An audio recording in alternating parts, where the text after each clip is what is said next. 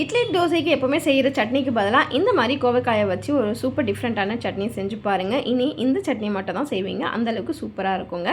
So நான் இன்றைக்கி ஒரு குட்டி பால் அளவுக்கு கோவைக்காவை எடுத்திருக்கேன். மேலே இருக்கிற அந்த அடிப்பகுதி எல்லாத்தையுமே வந்து கட் பண்ணி எடுத்துகிட்டு குட்டி குட்டி பீசஸாக இந்த மாதிரி கட் பண்ணி எடுத்துக்கலாங்க. ஸோ இந்த மாதிரி ஒரு கொஞ்சம் வந்து மெலிசாக இருக்கிற அளவுக்கு கட் பண்ணி எடுத்துக்கோங்க. இப்போது இது ரெடி ஆகிடுச்சு. இப்போ அடுப்பில் நான் ஒரு கடாய் வச்சுருக்கேன். கடாய் நல்லா ஹீட் ஆனது 1 ஸ்பூன் அளவுக்கு எண்ணெயை சேர்த்துட்டு நம்ம வந்து கடலைப்பருப்பு, உளுத்தம்பருப்பு ஒரு ஸ்பூன் அளவுக்கு நம்ம சேர்த்துக்கலாங்க. ஸோ ரெண்டுத்தையுமே வந்து சேர்த்து நல்லா ஒரு வாசம் வர வரைக்கும் நல்லா பொன்னிறமாக வறுத்து எடுத்துகிட்டு இப்போ இது கூடவே காரத்துக்கு ஏற்ற மாதிரி காஞ்ச மிளகாயை சேர்த்துக்கலாம். நான் 3 காஞ்ச மிளகாயை சேர்த்துக்கிறேன். ஸோ இதையும் வந்து நல்லா வறுத்து எடுத்துக்கலாம். இது கூட நம்ம வந்து சின்ன வெங்காயம் சேர்த்தோன்னா நல்லாயிருக்கும். நான் சின்ன வெங்காயம் இன்றைக்கி சேர்க்கலை. அதுக்கு பதிலாக நார்மலாக இருக்கக்கூடிய வெங்காயம் வந்து ஒரு பெரிய சைஸ் வெங்காயத்தை நல்லா ரஃப்பாக வந்து கட் பண்ணி சேர்த்துக்க போகிறேன். இது கூடவே வந்து 4-5 பல் பூண்டையும் சேர்த்துக்கோங்க. கூடவே கொஞ்சம் போல் புளி. ஸோ ரெண்டுமே வந்து சேர்த்துட்டு வெங்காயமும் சேர்த்தாயிடுச்சிங்க, ரஃப்பாக கட் பண்ண வெங்காயம். ஸோ நல்லாத்தையுமே வந்து நம்ம வந்து வதக்க தான் போகிறோம்.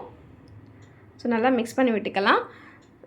நான் காஞ்ச மிளகாய் மட்டும் தனியாக எடுத்து வச்சுட்டேன். இப்போ இது கூடவே வந்து கோவக்காய் நம்ம கட் பண்ணோம் இல்லையா, ஸோ அந்த கோவக்காவையும் வந்து ஆட் பண்ணிக்கலாம். ஸோ கோவக்காயில் இருக்கக்கூடிய அந்த பச்சை வாசனை போகணும், அது வரைக்கும் நல்லா வதக்க விடுங்க. அதோட பச்சை வாசனை போனதுனா தான் சட்னி வந்து ரொம்பவே டேஸ்டியாக இருக்குங்க. ஸோ நல்லா வதங்கி லைட்டாக சுருண்டு கலர் சேஞ்ச் ஆகி வந்துச்சுன்னா நம்மளுடைய கோவக்காய் வதங்கிடுச்சுன்னு அர்த்தம். இப்போ இது வந்து நல்லா ஆற விட்டு நம்ம ஃபைனாக வந்து அரைக்க போகிறோம். ஸோ நல்லா ஆறினதுக்கப்புறம் மிக்ஸி ஜாரில் ஆட் பண்ணிக்கலாம். இப்போ இது இந்த மிக்ஸி ஜாரில் ஆட் பண்ண இதோடையே வந்து நம்ம உப்பு தேவையான அளவு உப்பையும் சேர்த்துக்கலாம்.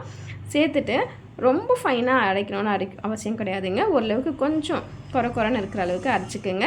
கூடவே ஒரு தாளிப்பையும் ஆட் பண்ணிக்கலாம். கடுகு கருவேப்பிலையும் சேர்த்து தாளித்து ஆட் பண்ணியாச்சுங்க. இது இட்லி தோசைக்கு ரொம்பவே அருமையாக இருக்கும்.